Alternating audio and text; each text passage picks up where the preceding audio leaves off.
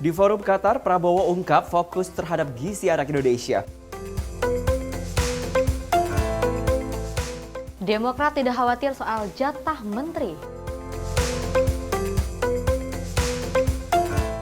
Kementerian Perhubungan dan Korlantas Polri komitmen evaluasi bus pariwisata. Pesawat mengangkut jemaah haji mendarat darurat.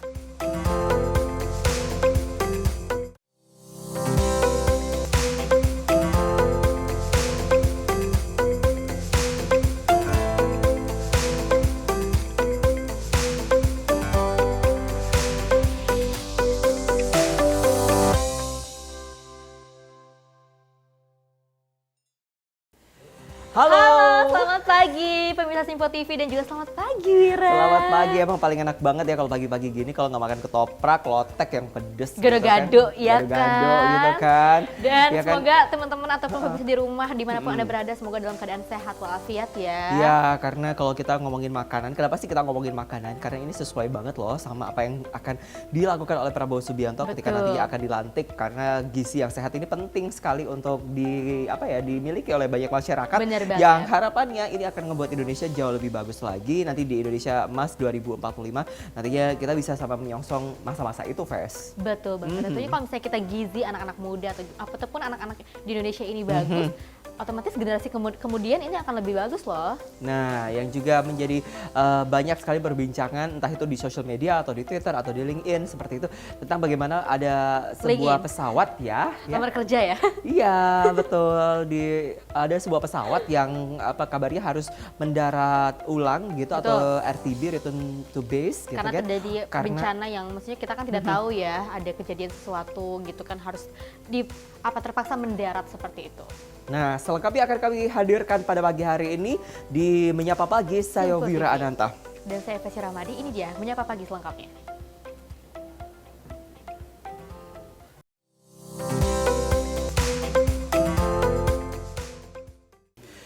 Kita mulai Menyapa Pagi pada pagi hari ini ada kabar dari Presiden dan Wakil Presiden terpilih Prabowo Subianto dan Gibran Rakabuming Raka yang melakukan pertemuan dengan Emir Qatar di Istana Emiri Diwan. Dalam pertemuan ini membahas sejumlah kerjasama bilateral antara Indonesia dan Qatar serta perkembangan situasi di Gaza dan wilayah pendudukan Palestina. Momen sambutan hangat dari pimpinan Emir Qatar, Sheikh Tamim bin Hamad Al Thani, bertemu dengan Presiden terpilih Prabowo Subianto dengan Wakil Presiden terpilih Gibran Rakabuming Raka di Istana Amiri Diwan Doha pada Rabu 15 Mei 2024. Pertemuan kedua negara ini turut membahas peningkatan hubungan antara kedua negara di berbagai bidang, khususnya bidang pertahanan. Tak hanya itu, Prabowo dan PM Qatar juga turut membahas mengenai perkembangan situasi di Gaza dan di wilayah pendudukan Palestina. Dalam sambutan di Istana Amiri Diwa, Prabowo dan Gibran turut disambut oleh Minister of Defense Qatar HA, Khalid bin Muhammad Al-Atiyah, Chief of Amiri Diwan, Sheikh Saud bin Abdurrahman Al Thani, dan State Minister for Foreign Affairs, Sultan bin Saad Al Muraiki. Tim redaksi Simpo TV melaporkan. Dan kalau kita misalnya berbicara tentang jalur di Gaza ataupun kondisi di Palestina, ini kan sampai saat ini masih memprihatinkan. Bahkan ada kabar di berbagai media sosial bahwa Israel merusak bantuan untuk Palestina. Ini sangat disayangkan sekali Sangat ya. disayangin banget sih, Ves, karena ya kita tahu kondisinya Palestina ini sedang tidak memungkinkan sekali begitu kan. Mereka membutuhkan banyak sekali asupan Bantuan, makanan, obat-obatan, makanan, seperti pakaian, itu. Iya. begitu kan, untuk bayi-bayi juga pasti butuh susu formula seperti itu. Tapi sayangnya harus dirusak seperti itu. Semoga saja ini juga bisa menjadi perhatian dunia internasional agar kejadian ini nggak keulang lagi ya, Ves. Betul Ya. banget. Betul, kita bergeser ke informasi lainnya, ini masih seputaran gizi pemirsa, di mana ada tanggapan Prabowo soal masalah gizi di Indonesia yang menjadi fokus utama dalam era pemerintahannya. Dan Prabowo optimis akan menuntaskan masalah gizi bagi anak Indonesia yang selama ini menjadi pembicaraan hangat di media. Dalam kesempatannya di Forum Ekonomi Qatar, Prabowo menilai pemberian makan dan susu gratis menjadi jalan keluar bagi polemik stunting dan masalah gizi yang masih tersebar di tanah air. Prabowo bertekad untuk menghilangkan kelaparan di Indonesia. Kebijakan tersebut dicanangkan dimulai saat kampanye Prabowo dalam kontestasi pemilihan presiden 2024. Hal ini sudah diantisipasi dan dipelajari sedini mungkin, mengingat biaya yang akan dikeluarkan tidak sedikit. In a massive campaign, massive effort, I'm determined to get rid of hunger amongst our people, especially the young. And in the end, we have to concentrate on processing our natural resources. We have to make a great effort in downstreaming. Dari Jakarta, tim Simpo TV melaporkan. Ya pemirsa, Prabowo Subianto di Qatar Economic Forum ini mengungkapkan akan memimpin Indonesia dengan gaya model kepemimpinannya sendiri. Dan demi kesejahteraan bangsa Indonesia, ia memastikan akan membawa bangsa Indonesia menuju cita-cita Indonesia Emas 2045. I will be myself, I will be genuine. What does that mean? That means that you are true to your principles, your values, your ideals. And as a patriot, my main value is the well-being of my people. The well-being of my people. My people must be safe. My people must not be hungry. My people must have a good life. That is the dream of every patriot, of every country.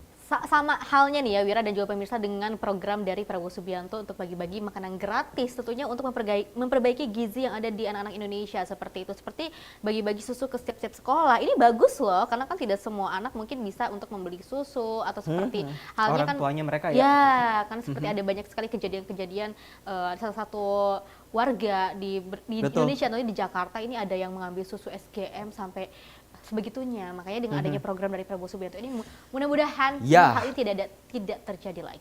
Dan kita sepakat banget karena memang sekali lagi untuk menuju Indonesia Emas 2045 kita perlu ya generasi muda, anak-anak yang sehat dengan gizi yang baik baik, betul banget untuk ya sekali lagi untuk cita-cita Indonesia yang jauh lebih kuat lagi. Betul banget. Dari tentang bagaimana akhirnya Prabowo ini fokus banget tentang gizi anak di Indonesia Emas 2045. Ini usai dari Qatar, ini Menteri Pertahanan sekaligus Presiden terpilih Prabowo Subianto ini juga kabarnya mengunjungi korban bencana banjir bandang di Sumatera Barat. Dan Menteri Pertahanan Prabowo Subianto menyalurkan bantuan untuk korban banjir bandang yang melanda beberapa wilayah di Provinsi Sumatera Barat. Menteri Pertahanan sekaligus Presiden terpilih periode 2024-2029 Prabowo Subianto menyampaikan turut berduka atas bencana banjir bandang yang melanda salah satu daerah di Provinsi Sumatera Barat.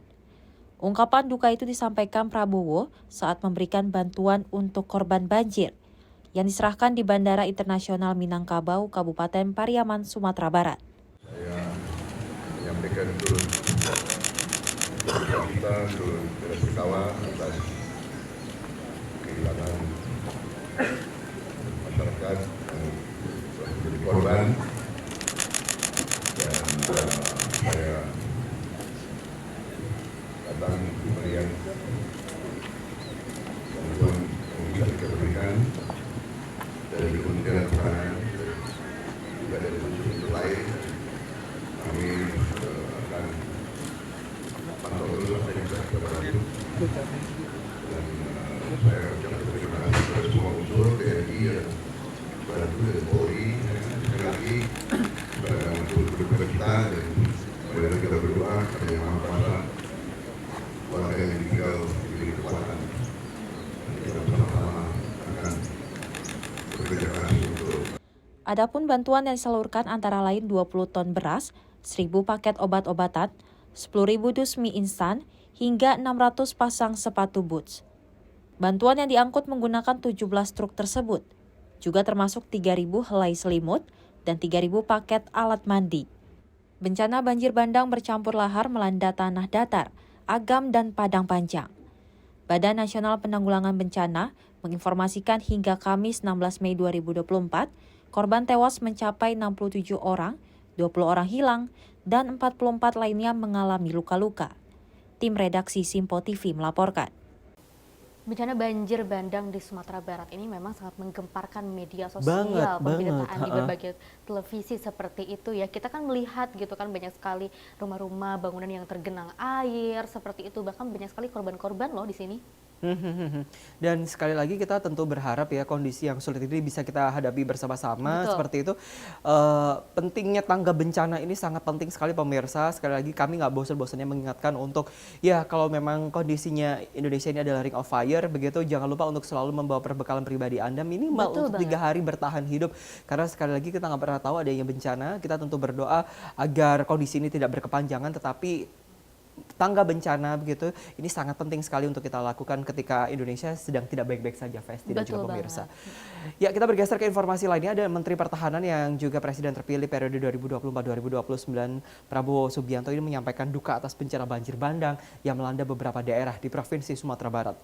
Dan selain menyalurkan bantuan kepada korban bencana, Prabowo pun menyampaikan ucapan terima kasih dan apresiasi atas kinerja semua unsur dari TNI Polri yang sigap mengambil tindakan untuk meringankan beban masyarakat. Seperti inilah suasana haru saat Prabowo Subianto hadir langsung meninjau dan menyalurkan bantuan pada korban yang terkena musibah yang melanda beberapa daerah di Provinsi Sumatera Barat. Prabowo menyampaikan turut berduka atas bencana yang menimpa, serta memberikan ucapan terima kasih dan apresiasi atas kinerja semua unsur dari TNI Polri yang sigap mengambil tindakan untuk meringankan beban masyarakat. Saya menyampaikan turut kita turut berduka atas kehilangan masyarakat yang telah menjadi korban, dan saya datang memberikan bantuan yang bisa kita berikan dari Kementerian Pertahanan juga dari unsur lain. Kami akan pantau terus apa yang bisa kita bantu. Kita mengerti bahwa negara kita melawan dengan bencana, tapi kita harus siap dan lebih mengatur langkah-langkah reaksi dan langkah-langkah sumber daya meringankan kesulitan daya. Saya kira sementara itu dari saya sekali lagi kepada untuk berduka kita, dan mari kita berdoa kepada Yang Maha Kuasa, keluarga yang tinggal diberi kekuatan, dan kita bersama-sama akan bekerja keras untuk segera memulihkan keadaan. Diketahui Prabowo Subianto melalui Kemhan menyalurkan bantuan berupa 20 ton beras, 1.000 paket obat-obatan berupa obat diare, obat demam, obat flu, minyak kayu putih, betadin, kain kasa, vitamin, Hansaplast, hingga 600 pasang sepatu boots. Termasuk bantuan 3.000 helai selimut, 3.000 paket alat mandi, hingga 10.000 dus mie instan. Tim redaksi Simpo TV melaporkan. Bukan cuma dari Prabowo Subianto saja yang langsung sigap membantu bencana alam yang terjadi di Sumatera Barat ini ya. Ini juga tentunya menjadikan pelajaran bagi pemerintah untuk lebih aware lagi, untuk lebih peduli lagi terhadap Khususnya sekitar. pemerintah daerah lah ya, Fes, Betul, ya. betul. Jangan semua hal harus diserahkan kepada pemerintah pusat. Betul. Karena sekali lagi setiap daerah ini punya hak, punya kewajiban untuk melindungi warga masyarakatnya. Karena sekali lagi kalau bukan kepada pemerintah, kita harus bergantung kepada siapa lagi, begitu Betul kan. banget. Nah, semoga saja ini juga bisa menjadi catatan bersama untuk sama-sama bersinergi untuk ya lebih peduli ya sama lingkungan. Oke, pemirsa, informasi lainnya akan kami hadirkan usai jeda. Tetaplah bersama kami.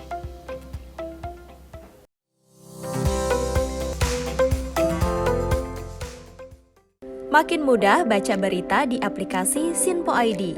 Pilih rubrik berita yang kamu suka seperti berita hukum, politik, peristiwa, budaya, olahraga, gaya hidup, dan berita dari kancah dunia. Selain itu, supaya nggak ketinggalan info update, kamu juga bisa cek laman utama berita terkini dan menyalakan notifikasi. Download aplikasi Sinpo ID sekarang juga.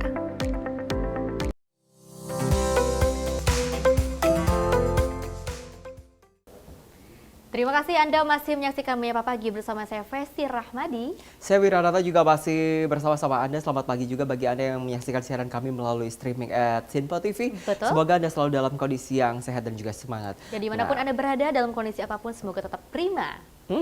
Nah, pemirsa, supaya Anda makin prima, ini ada kabar dari Partai Golkar yang menjelaskan bahwa mengenai pernyataan Presiden terpilih Prabowo Subianto agar pihak yang tak ingin bekerja sama di pemerintahan mendatang untuk tidak mengganggu. Menurutnya, pernyataan Prabowo merupakan langkah yang tepat untuk mengambil posisi sebagai kekuatan penyeimbang di luar pemerintahan mendatang. Sebagai salah satu partai koalisi Indonesia Maju, Partai Golkar menanggapi pernyataan Presiden terpilih Prabowo Subianto agar pihak yang tak ingin bekerja sama di pemerintahan untuk tidak mengganggu. Wakil Ketua Umum Partai Golkar Ahmad Doli Kurnia mengatakan partai politik di dalam sebuah pemerintahan yang sistemnya presidensial memiliki dua opsi, yakni ikut bersama pemerintah atau berada di luar pemerintahan. Dirinya menilai berada di dalam atau di luar pemerintahan Prabowo Gibran merupakan sebuah kemuliaan. Oleh karena itu ia menyebut jika di luar partai pemerintahan diharapkan tidak mengganggu dalam penyusunan kabinet mendatang. Lebih lanjut dirinya menilai hal tersebut merupakan langkah yang tepat untuk mengambil posisi sebagai kekuatan penyeimbang di luar pemerintahan mendatang. Ya, itu kan pilihan ya. Kita menghormati partai politik masing-masing. Mereka punya kedaulatan sendiri ya. Nah, partai politik dalam sebuah pemerintahan yang sistem presidensial begini kan seperti Indonesia itu punya pilihan dua, ikut bersama-sama dengan pemerintahan atau berada di luar pemerintahan. Golkar atau saya menilai mau di dalam atau mau di luar itu sama mulianya tempatnya. Nah, karena sama mulianya ya kalau udah di luar yang penting jangan ganggu gitu loh ya. Nah, pengertian ganggu itu kan kalau misalnya ya asal-asalan lah gitu. Tapi kalau dia menjadi kekuatan berimbang, terus kemudian menyampaikan kritik, saran, pandangan yang berbeda gitu ya. Ada opsi-opsi program yang menurut mereka lebih baik, terus kemudian diperdebatkan, ya menurut saya itu bagus-bagus saja sebagai partai politik yang mengambil posisi sebagai kekuatan penyeimbang di luar pemerintahan. Dari Jakarta, Tim Liputan Simpo TV melaporkan. Oke, kalau itu tadi adalah statement yang disampaikan oleh Prabowo, jangan ganggu kalau Iya, seumpamanya pada saat memang rapat nggak bisa. rakornas seperti itu ya, udahlah kalau misalnya memang kalau misalnya kita nggak mau kerja sama, udahlah nggak usah ganggu-ganggu seperti itu ya. Tapi misalnya kalau misalnya siapapun yang mau bergabung, yang mau ikut menyusun terbuka. seperti itu sangat terbuka banget oleh Prabowo Subianto ya kan? Iya betul banget, dan kita berharap sekali siapapun nantinya yang akan bergabung bersama rekonsiliasi dari Gerindra sendiri, semoga Betul. saja ini nantinya bisa membuat Indonesia jauh lebih baik lagi. Nah, ngomongin sesuatu yang lebih baik lagi, Festi dan juga pemirsa, ini ada kabar dari pengamat politik Ujang Komarudin yang mengatakan pernyataan Prabowo kepada seluruh pihak agar tidak mengganggu pemerintahannya dinilai sebagai sebuah sikap yang tegas. Menurutnya, Prabowo ingin fokus bersama Gibran untuk membangun Indonesia tanpa diganggu oleh pihak yang tidak objektif. Siapa ya yang nggak objektif ya? Jika kita bicara soal Pak Prabowo ya yang menyindir partai-partai agar tidak mengganggu pemerintahannya, itu sesuatu yang bagus, sesuatu yang positif. Kenapa? Ya, Pak Prabowo tentu ingin menunjukkan bahwa Prabowo Gibran ingin bekerja untuk rakyat, ingin bekerja dengan baik, ingin memberantas korupsi, ingin membangun Indonesia ke depan. Maka ya dalam konteks itu partai-partai yang tidak mau bergabung dengan pemerintah ya jangan mengganggu, karena kalau mengganggu ya pembangunan tidak akan jalan. Silakan mengkritisi, silakan menjadi oposisi, karena itu kita negara demokrasi, tetapi jangan menebar hoax, jangan memfitnah, jangan nyinyir ya, jangan menyerang secara membabi buta. Mengkritisi yang objektif, mengkritisi yang konstruktif, itu yang bagus ke depan.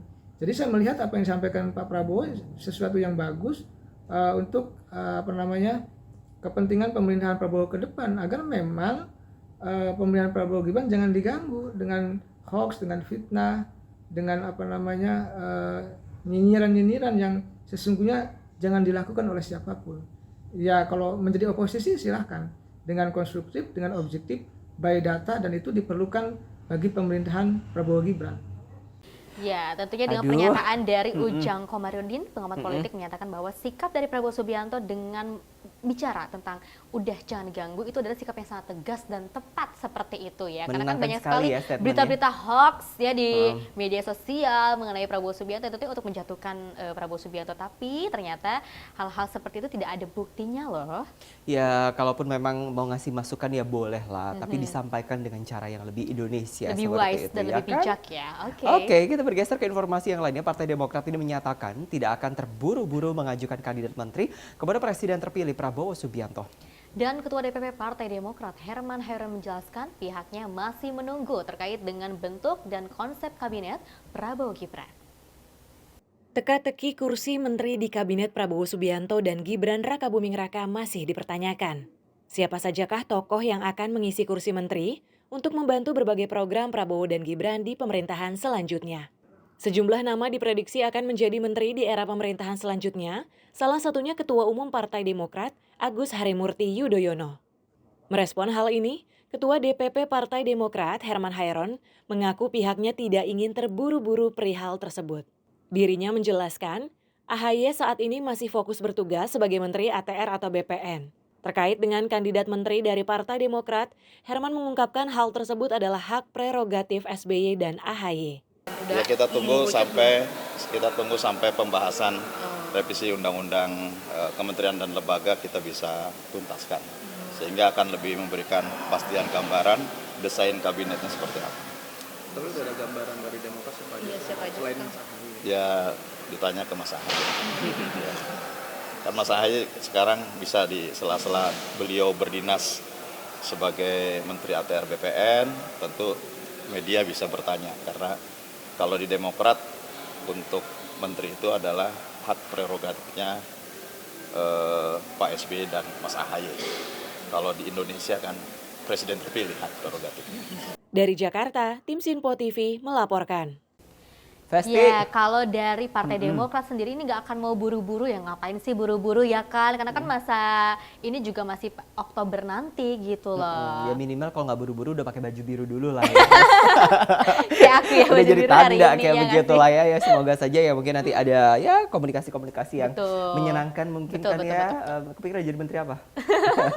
Oke, kita bergeser ke informasi Menteri lainnya. Keuangan kali ya. Ini Wakil Ketua Umum Partai Golkar Ahmad Doli Kurnia ini menjelaskan pihaknya menyerahkan pembahasan kandidat menteri dari Partai Golkar di pemerintahan selanjutnya kepada Ketua Umum Golkar Erlangga Hartarto bersama dengan Presiden terpilih Prabowo Subianto. Dan Golkar mengaku tidak ingin terburu-buru mengingat waktu pelantikan Presiden dan Wakil Presiden terpilih masih terhitung lama.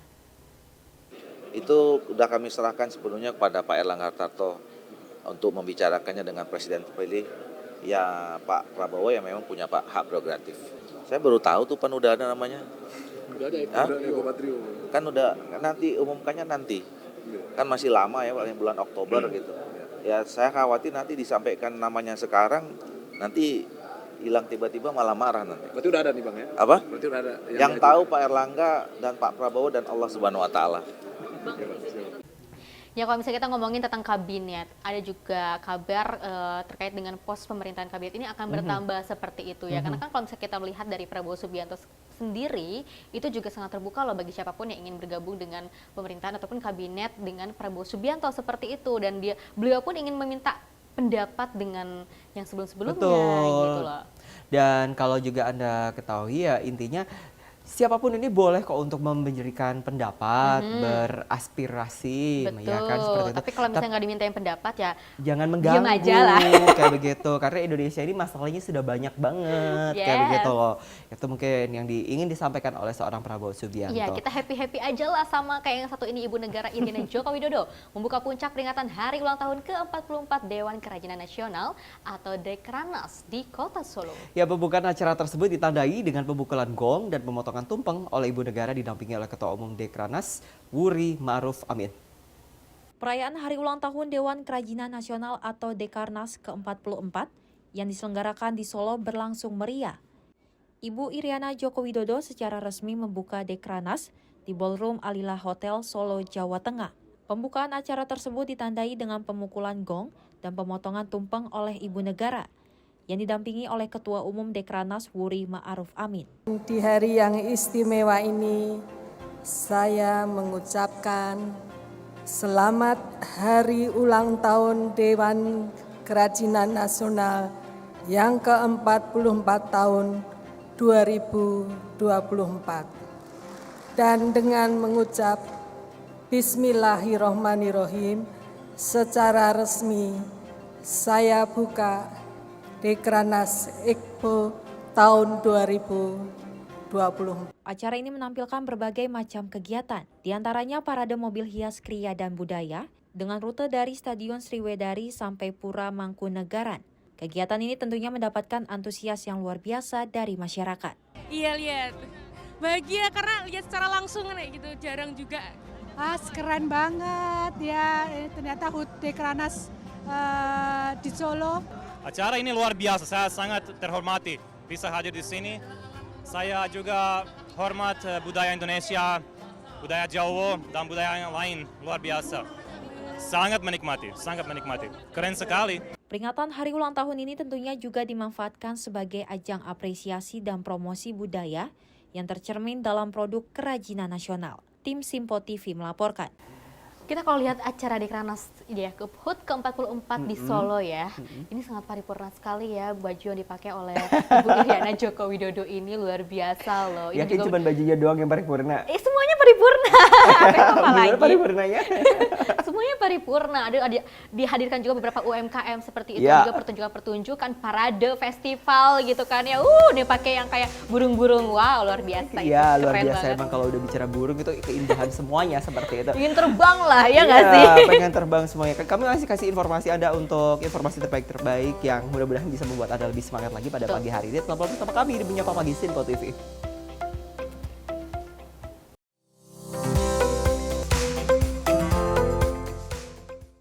Makin mudah baca berita di aplikasi Sinpo ID.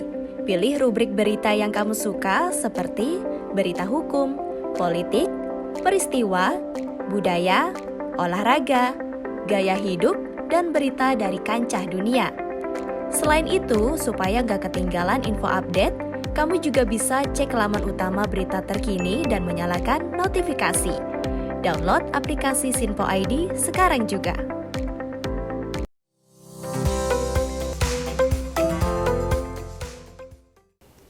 Ya, terima kasih Anda masih menyaksikan Menyapa Pagi Sinpo TV. Dan tentunya dengan berita-berita informasi yang kami hadirkan yang terkini dan juga terbaru.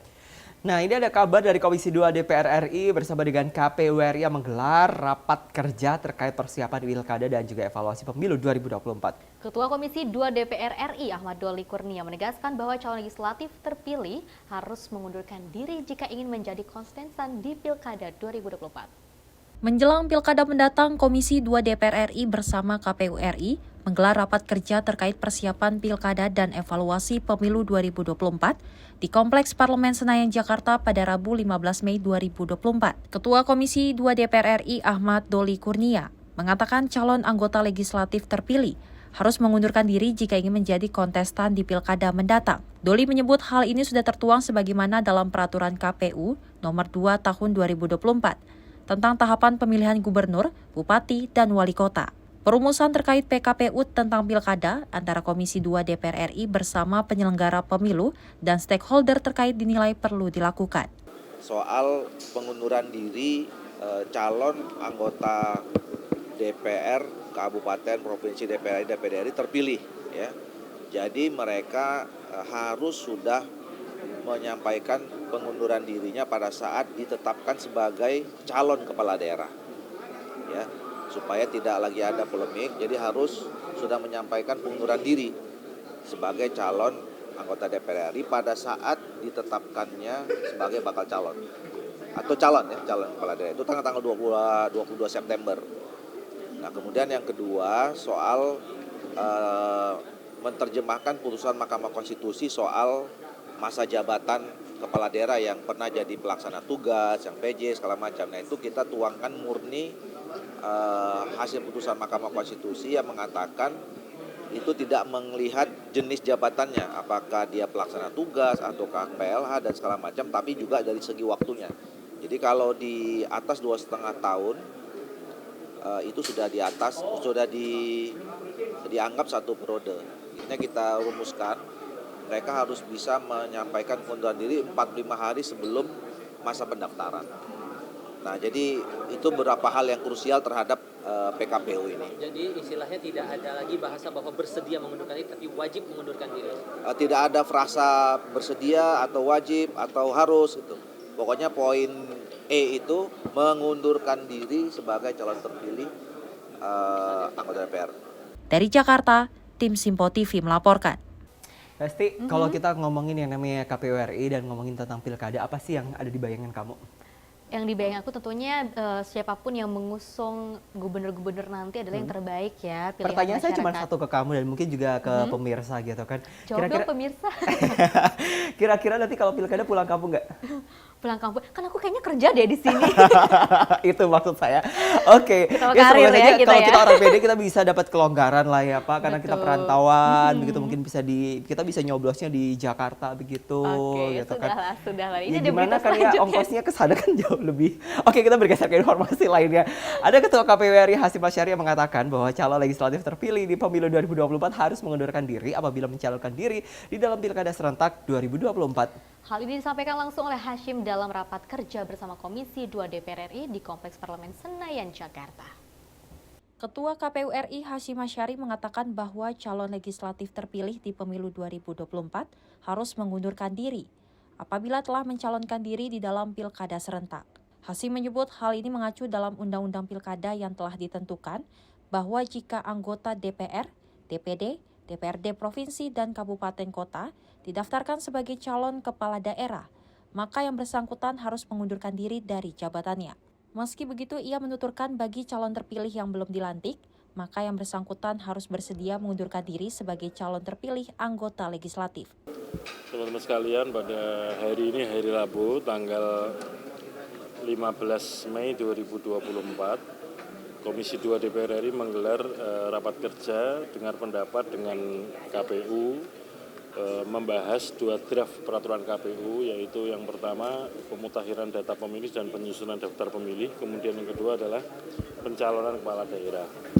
Yang kemudian untuk salah satu syarat ya calon kepala daerah itu adalah yang pertama bahwa kalau orang tersebut sedang menduduki jabatan anggota DPR, DPD, DPRD Provinsi dan Kabupaten Kota, maka yang bersangkutan harus mundur atau wajib mundur.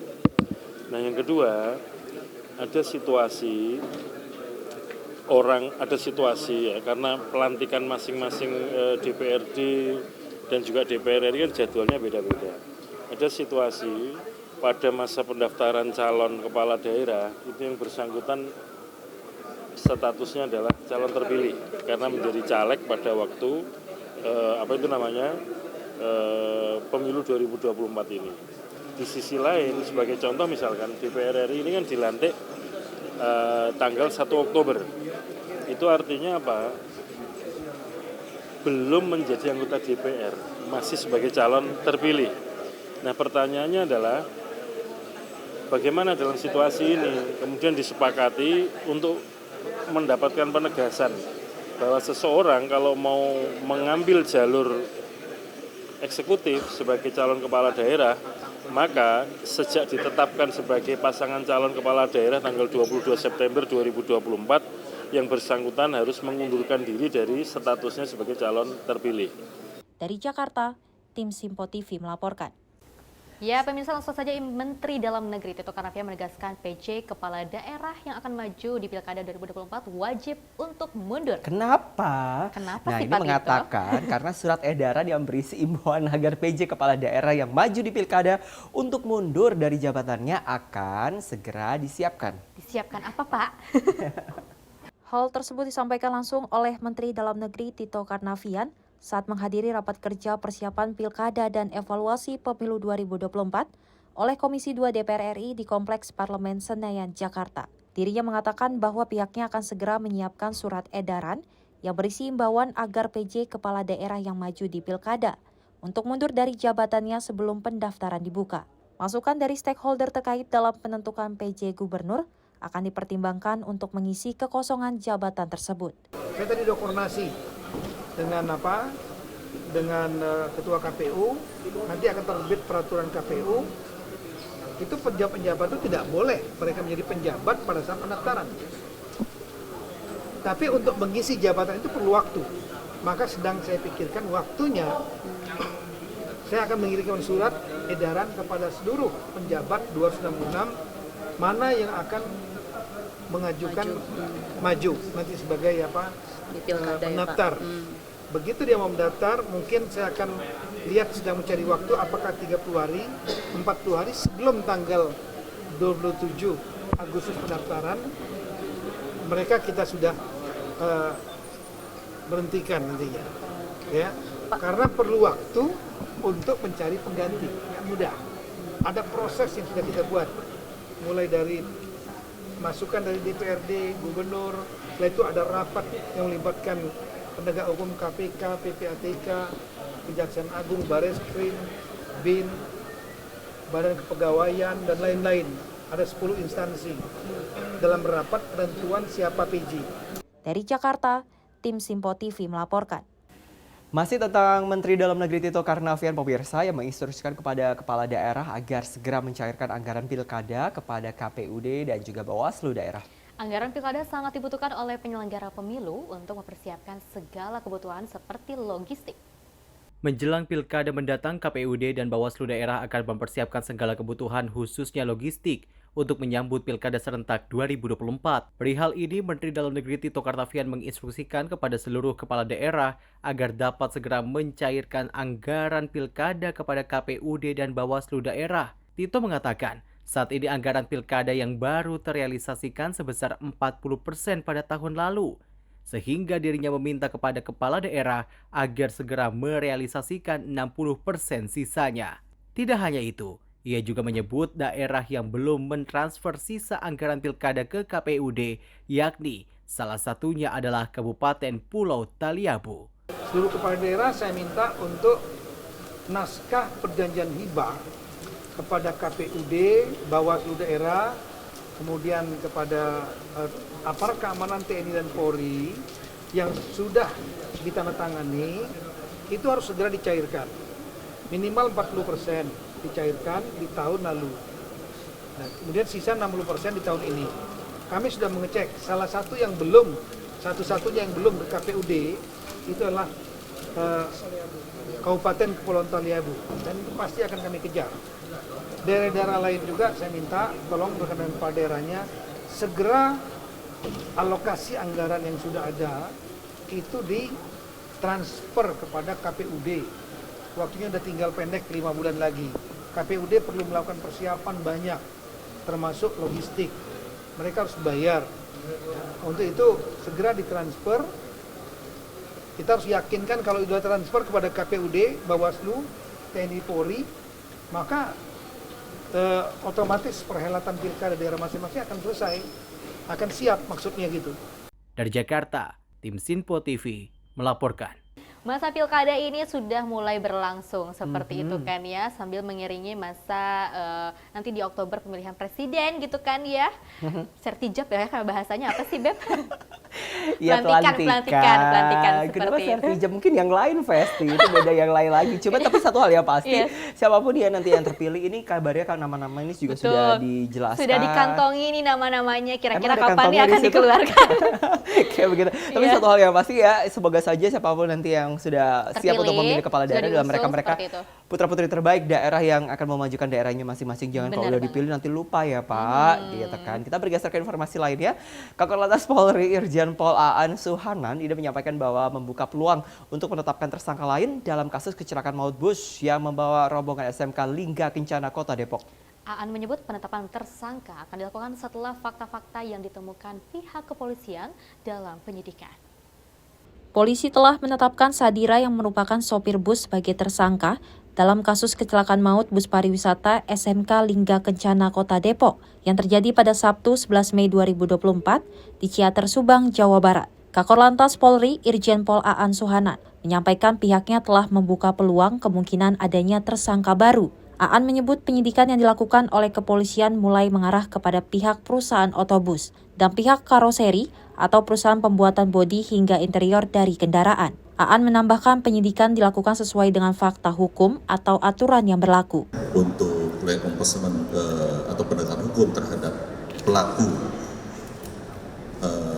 tindak pidana kecelakaan lalu lintas tadi juga dibahas ya, ada banyak masukan dari para pakar hukum pidana. Tentu penyidikan yang kita lakukan ini kita laksanakan secara teliti, penuh kehati-hatian. Artinya semua yang terlibat dalam peristiwa kecelakaan lalu lintas seperti yang di Subang itu semua akan kita periksa. Ya. Dan sangat memungkinkan, ya, sangat memungkinkan ini yang ada keturutsertaan terhadap peristiwa tersebut, ini juga akan diminta pertanggungjawaban sebagai yang bertanggung jawab terhadap terjadinya peristiwa kecelakaan tersebut. Artinya, ya, si pengusaha, kemudian karoseri, karena ada indikasi ada perubahan, ya, rancang bangun atau ada perubahan bentuk dimensi dari yang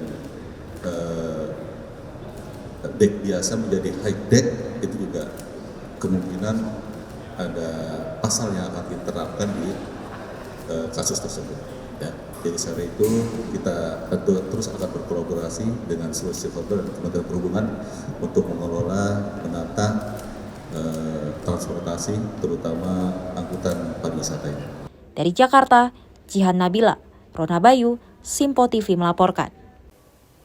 Dan tentunya ini dengan peristiwa adanya SMK Lingga Kencana ini ya Wirai dan juga pemirsa, ini sangat disayangkan sekali ya, dan bahkan sempat terjadi ada yang namanya saling menyalahkan seperti itu, perdebatan. Iya. Kenapa sih harusnya kan seperti ini, harusnya begini? Karena harusnya kita kan namanya tuh juga kalau mereka tuh ada yang sebagian mengatakan bahwa mereka nggak setuju dengan adanya studi tour, tapi betul. di sisi yang lain kan kapan lagi ngomong seperti ini, begitu loh. Seharusnya dengan ada kejadian seperti ini tidak seharusnya loh kita saling menyalahkan gitu kan, karena kan namanya musibah kejadian kita nggak pernah itu tidak ada yang tahu. begitu itu dari perspektif kita ya. Yes. Tapi ya gini juga jadi catatan agar nantinya pihak sekolah sendiri untuk memvalidasi, memastikan agar pihak perusahaan organdanya ini sudah layak atau belum. Betul Nah berbicara sekali. layak atau belum, ini ada Menteri Perhubungan Budi Karya Sumadi dan Kakor Lantas Irjen Pol Aan Suhana yang berkomitmen untuk mengevaluasi bus pariwisata untuk mencegah insiden kecelakaan maut.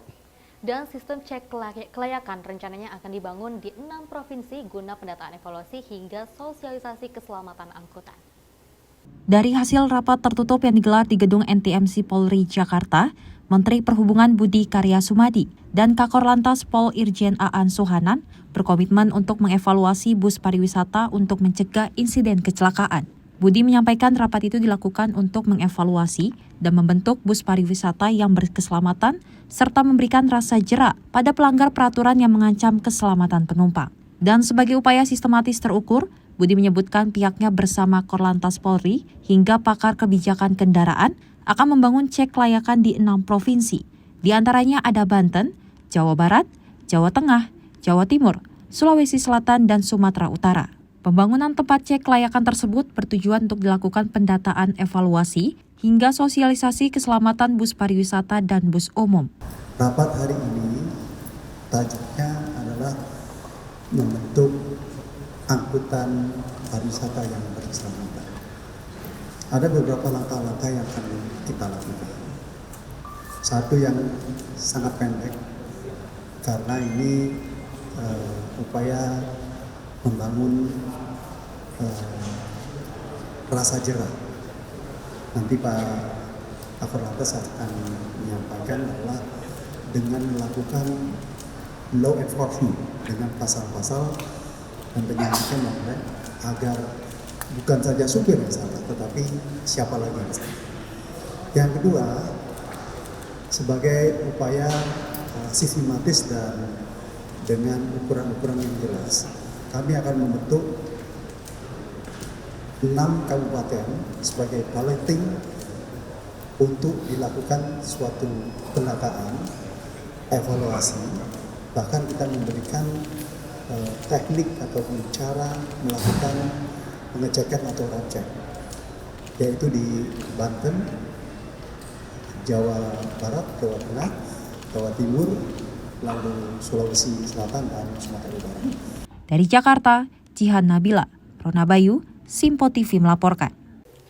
Ya, dan tentunya dengan adanya pengecekan dan juga ini harusnya kan dilakukan sudah dari sebelum-sebelumnya ya. Tapi mungkin yang namanya juga bangsa Indonesia atau mungkin namanya juga manusia seperti itu ya, pasti akan ada pelajaran ketika sudah ada akibat. The viral justice, Yes. mungkin kurang lebih seperti itu ya. Betul. Semoga saja ini jadi perhatian kita jauh lebih dewasa lagi, lebih aware lagi. Kita tetaplah bersama kami di Menyapa Pagi Simpo TV. Kami balik setelah yang satu ini.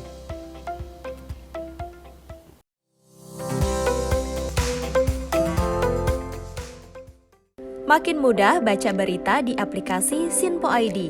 Pilih rubrik berita yang kamu suka seperti berita hukum, politik, peristiwa, budaya, olahraga, gaya hidup, dan berita dari kancah dunia. Selain itu, supaya nggak ketinggalan info update, kamu juga bisa cek laman utama berita terkini dan menyalakan notifikasi. Download aplikasi Sinpo ID sekarang juga.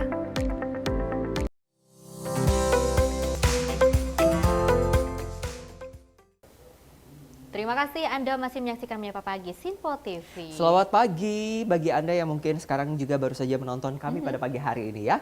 Ini ada kabar yang juga cukup Ya, ini membuat kita happy, tapi di satu sisi kita juga akan nggak tahu nih, kita juga ikutan happy atau enggak sih sebenarnya. Kenapa kok begini begitu kan? Karena kabarnya ini ada anggota Komisi 6 DPR RI Herman Khairun yang merespon wacana Menteri BUMN Erick Thohir mengenai aturan 4 hari kerja bagi pegawai BUMN. Herman menilai aturan tersebut memerlukan kajian mendalam dan harus menjadi keputusan pemerintah. Menteri BUMN Erick Thohir berencana memberlakukan aturan 4 hari kerja bagi seluruh pegawai BUMN. Wacana Erick Thohir tersebut menuai banyak respon. Menanggapi itu, anggota Komisi 6 DPR Herman Khairun menilai bahwa aturan kebijakan tersebut harus menjadi keputusan negara dan bukan hanya keputusan dari salah satu kementerian. Menurutnya, hal ini berhubungan langsung dengan pelayanan publik yang berpengaruh kepada kinerja ASN kepada masyarakat. Kajian terkait wacana tersebut harus dilakukan lebih mendalam. Ya, sampai hari ini belum mendapatkan penjelasan yang detail terkait dengan kepentingan untuk bisa memangkas hari kerja. Gitu. Mungkin kalau jam kerjanya sesuai dengan tata peraturan perundang-undangan, tetapi ini memangkas hari kerja yang hanya akan 4 hari kerja. Dalam pandangan saya bahwa penetapan hari kerja kementerian semestinya menjadi keputusan negara. Jadi kalau hanya nanti diuji coba atau dijalankan di Kementerian BUMN, ini kan bagaimana dengan hari kerja di kementerian lainnya. Padahal kementerian dan lembaga itu adalah instansi pelayanan publik. Artinya instansi pelayanan publik sejatinya sebetulnya tidak ada libur. Masyarakat bisa dilayani karena orang yang bekerja setiap hari bisa saja mereka tidak memiliki waktu untuk mengurus kebutuhan administrasi dirinya di hari kerja. Semestinya hari libur ada kesempatan dia untuk mengurus itu. Atau mungkin banyak BUMN yang memang harus berurusan dengan kementerian yang pada akhirnya terhambat oleh karena hanya 4 hari kerja. Nah, oleh karena itu sebetulnya peraturan terhadap pelaksanaan hari kerja semestinya harus menjadi keputusan nasional, bukan keputusan kementerian. Kecuali barangkali berurusan dengan jam kerja. Misalkan dulu Kementerian Kelautan Perikanan di pemerintahan yang lalu pernah memutuskan untuk masuk jam kerja jam 7 pagi. Dari Jakarta, Sri Dewi, Dava Rizkiano, Sinpo TV melaporkan. Festi, kira-kira kalau dengan 4 hari kerja menurut kamu gimana? Ya bagus sih sebenarnya ya untuk menjaga kesehatan biar bisa healing juga ya kan. Biar Tapi bisa kira-kira mampir untuk media kali ya bisa nggak ya? gitu kan. Cuman mungkin jangan cuman ini kali juga ini doang kali bukan ya, bukan para ASN doang kali ya. Coba kita juga lah diberikan keringanan sedikit aja gitu ya.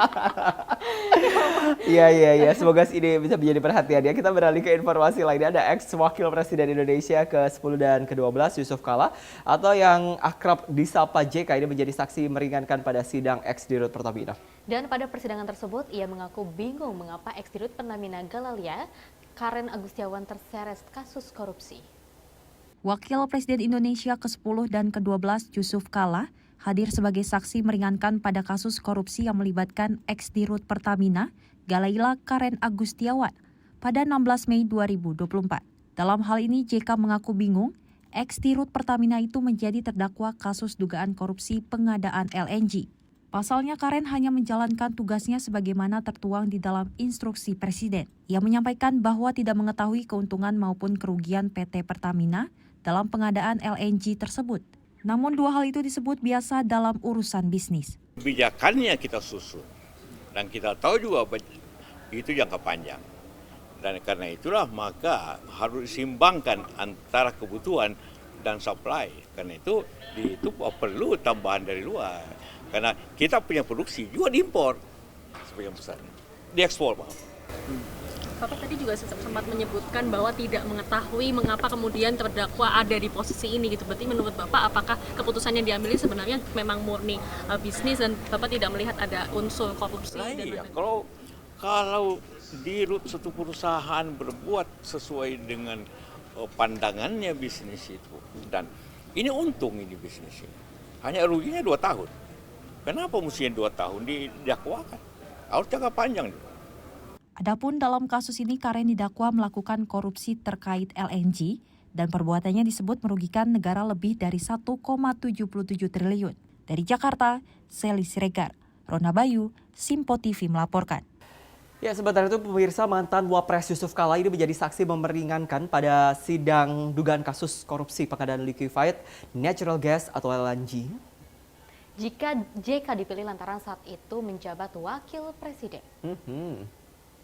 Mantan Direktur Utama Pertamina Galaila Karen Agustiawan mengungkapkan alasan dibalik memilih ex-wakil Presiden Indonesia ke-10 dan ke-12 Yusuf Kala sebagai saksi meringankan. Menurutnya JK dipilih lantaran saat itu sedang menjabat di pemerintahan dan kesaksiannya akan memperjelas kebijakan pemerintah saat dirinya menjabat sebagai mantan Dirut Pertamina.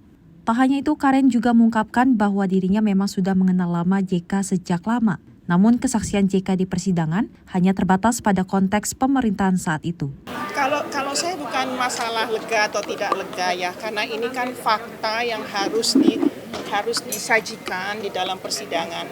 Dan tentunya saya kan mengharapkan ini adalah pengadilan yang seadil-adilnya sesuai dengan fakta. Nah itu saja yang saya ingin hadirkan Pak JK itu, karena beliau kan yang terlibat di Perpres yang 2006 tadi kan yang bilang bahwa harus lebih banyak menggunakan gas, dan itu yang memang kita lakukan gitu loh. Dari Jakarta, Seli Siregar, Rona Bayu, Simpo TV melaporkan. Ini Pak JK ini katanya bingung kok bisa sih. Kok bisa bingung Pak? Kenapa? Kayak begitu kan tinggal dijelaskan. Bisa sharing lah sama kita bertiga ya kan. Jadinya bertiga terus kita sharing nih kenapa ya kira-kira ya mungkin bisa dijelaskan di bincang LNG, spesial Tomnya Pak Pagi lah next time lah ya Pak. Gitu kan boleh, kita mungkin sambil ngobrol-ngobrol gitu, mungkin sambil ya makan karedok gitu kan kayak enak gitu kan ya. Kalau Makassar apa sih makanan khasnya gitu kan yang enak coto, gitu kan. Coto Makassar. Wah, luar biasa ya kan? banget tuh. Nah mungkin kalau udah makan coto Makassar nggak bingung lagi nanti gitu kan. Oke, kita bergeser ke informasi lainnya. Di pesawat yang membawa calon jemaah haji asal embarkasi Makassar ini terpaksa mendarat darurat di Bandara Sultan Hasanuddin pada Rabu sore. Dan penerbangan rute Makassar-Madinah harus mendarat darurat karena munculnya percikan api pada turbin pesawat. Pihak maskapai Garuda Indonesia mengungkapkan pesawat dengan nomor seri GA1105 rute penerbangan Makassar-Madinah harus mendarat secara darurat di Bandara Sultan Hasanuddin Makassar, Sulawesi Selatan, Rabu sore. Pesawat yang membawa calon jamaah haji asal embarkasi Makassar sebanyak 450 penumpang itu mengalami kerusakan mesin pada turbin pesawat. Kejadian itu bermula terjadi pada pukul 15.30 WITA, pesawat kembali ke bandara asal setelah mengalami penerbangan selama 2 jam di udara. Saat ini pihak maskapai Garuda Indonesia akan melakukan mitigasi secara menyeluruh pada bagian mesin pesawat. Para penumpang pesawat tersebut diarahkan ke asrama haji untuk mendapatkan pelayanan dari Panitia Penyelenggaraan Ibadah Haji, Sulawesi Selatan, dan Garuda Indonesia. Tim Sinpo TV melaporkan.